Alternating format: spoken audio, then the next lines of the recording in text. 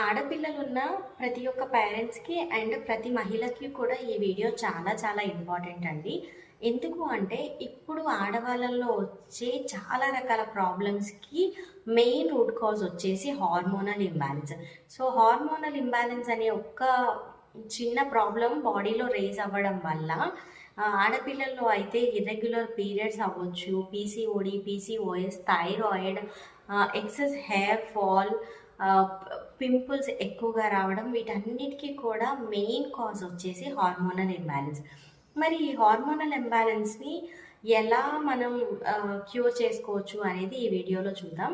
So, first of all ఏం చేయాలి అంటే ప్లాస్టిక్‌ని మ్యాక్సిమం అవాయిడ్ చేయడానికి ట్రై చేయాలి. అంటే లైక్ పిల్లలకి లంచ్ బాక్సెస్ పెట్టడం, ఆహ్, ఇంకా స్నాక్స్ ఇలాంటివి పెట్టేవన్నీ కూడా ప్లాస్టిక్ ఐటమ్స్ అవాయిడ్ చేసి స్టీల్ కంటైనర్స్ యూజ్ చేయడానికి ట్రై చేయండి.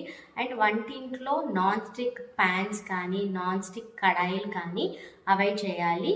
సో, వీటి వల్ల ఏంటంటే మన బాడీలో తెలియకుండానే హార్మోనల్ ఇంబ్యాలెన్స్ అనేది జరిగిపోతుంది. అంటే మనం వాటిలో ఉన్న టాక్సిన్స్ అన్నిటిని కూడా మన బాడీలోకి చేతులారా మనమే లోపలికి పంపిస్తున్నట్టు.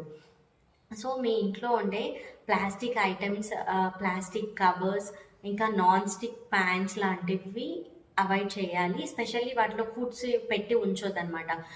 వేడిగా ఉండే పదార్థాలు వాటిలో పెట్టడం వల్ల ఆ కంటైనర్స్‌లో ఉన్న టాక్సిన్స్ అన్నీ కూడా ఫుడ్‌లోకి వెళ్ళిపోతాయి. వాటి ద్వారా మన బాడీలోకి చేరుకుంటాయి. సో, పిల్లలకి లంచ్ బాక్సెస్ ఇలాంటివన్నిటిని కూడా ప్లాస్టిక్ వాటిలో అవాయిడ్ చేయండి. అండ్ వాటితో పాటు చాలామంది పిల్లలు స్ట్రాంగ్‌గా ఉంటారని చెప్పి టీనేజ్‌లోకి ఎంటర్ అయిన తర్వాత కూడా మిల్క్ ఇస్తూ ఉంటారు. గేదె పాలు అలా పట్టిస్తూ ఉంటారు. ఆ పాలు ఇవ్వడం కూడా పిల్లలకి మంచిది కాదనమాట. ఇంకోటేంటంటే 16 ఇయర్స్ దాటిన తర్వాత మిల్క్ డైజెస్ట్ అవ్వడం కష్టం.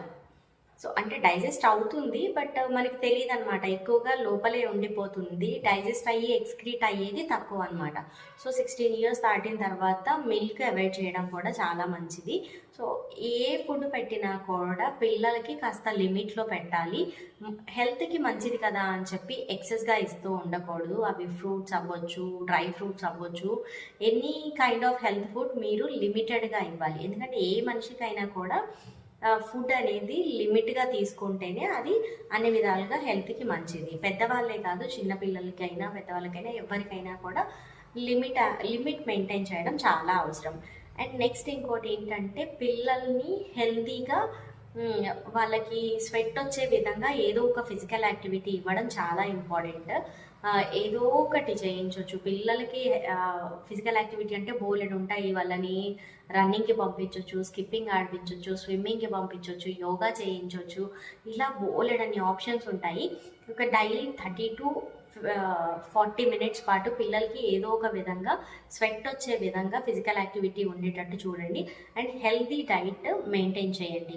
ఇవన్నీ పాటించడం వల్ల పిల్లల్లో హార్మోనల్ ఇంబాలెన్స్ అనే ప్రాబ్లం రేజ్ అవ్వదు. ఇన్ కేస్ ఆల్రెడీ వచ్చినా కూడా ఇవన్నీ పాటించడం వల్ల మళ్ళీ హార్మోన్స్ అన్నీ కూడా బ్యాలెన్స్ అయిపోతాయి. అండ్ పిల్లలు ఉండాల్సిన వెయిట్ కంటే ఎక్కువ ఓవర్ వెయిట్ ఆర్ ఒబేసిటీ స్టేజ్‌కి రీచ్ అవ్వడానికి కూడా hormonal imbalance is the one of the reasons అని చెప్పుకోవచ్చు. సో, మనం ఇచ్చే ఫుడ్ అండ్ ఫిజికల్ యాక్టివిటీ ఈ 2 ప్రాపర్‌గా ఉండి ప్లాస్టిక్ అవాయిడ్ చేయడం, నాన్ స్టిక్ కుక్‌వేర్స్‌ని అవాయిడ్ చేయడం వంటివి చేయడం వల్ల పిల్లల్లో హార్మోనల్ ఇంబాలెన్స్ అనే ప్రాబ్లమ్ రాకుండా చూడొచ్చు.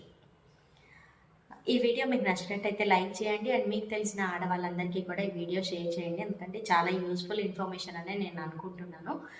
మీకు కనుక కంటెంట్ నచ్చినట్టయితే మన ఛానల్ని సబ్స్క్రైబ్ చేసుకోండి.